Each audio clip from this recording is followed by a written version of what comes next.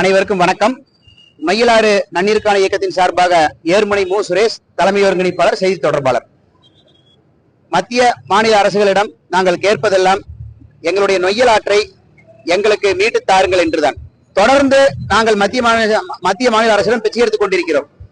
நொய்யலிலே கழிவு நீரை கலக்காதீங்க, எங்களுக்கு நொய்யல் ஆற்றிலே சுத்திகரிப்பு நிலையங்களை ஏற்படுத்தி கொடுங்கள், நொய்யல் ஆற்று குளங்கள் எல்லாம் சீரழிந்து கிடைக்கிறது, காப்பாற்றுங்கள் என்று. ஆனால் எந்த ஒரு திட்டமே முழுமையான திட்டங்களாக மத்திய மாநில அரசுகள் செய்வதே இல்லை.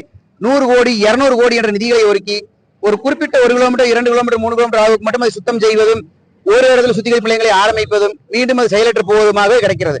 எங்களுக்கு தேவை நொய்யலில் நீர்பிடிப்பு பகுதியில் இருந்து கரூர் மாவட்டம் நொய்யலில் கலக்கக்கூடிய பகுதி வரை அனைத்து உள்ளாட்சி நிர்வாகங்களிலும் கட்டாயமாக கழிவுநீர் சுத்திகரிப்பு நிலையங்களை ஏற்படுத்த வேண்டும். இதற்கு 500 கோடி 100 கோடி எல்லாம் கிடைக்கிறது. 15,000 கோடி செலவாகும். அதை செலவு செய்து தனியாக நொய்யலுக்கென்ற ஒரு குழுவை அமைத்து அரசாங்கம் கண்டிப்பாக பார்வையிட்டு அந்த குழு மூலியமாக கடுமையான சட்டங்களை தீட்டி எங்களுக்கு நொய்யாற்றை மீட்டு தர வேண்டும்.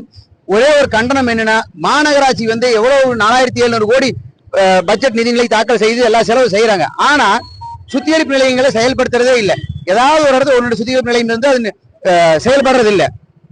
அதே போல அந்த புட்டுவிக்கி பகுதியில் பார்த்தீங்கன்னா மனித மலங்கள், கழிவுகள், மனித பயன்படுத்தக்கூடிய நீர்கள் நேரடியாக நொய்யல கலக்குது. இந்த நொய்யல் நீரானது நொய்யல் பகுதி மக்கள் இப்போ பயன்படுத்த முடியாத நீராக மாறிடுச்சு. வேளாண்மைக்கா இருந்தாலும் சரி, குடிநீராக இருந்தாலும் சரி, பயன்படுத்த நீராக இருந்தாலும் முடியவில்லை.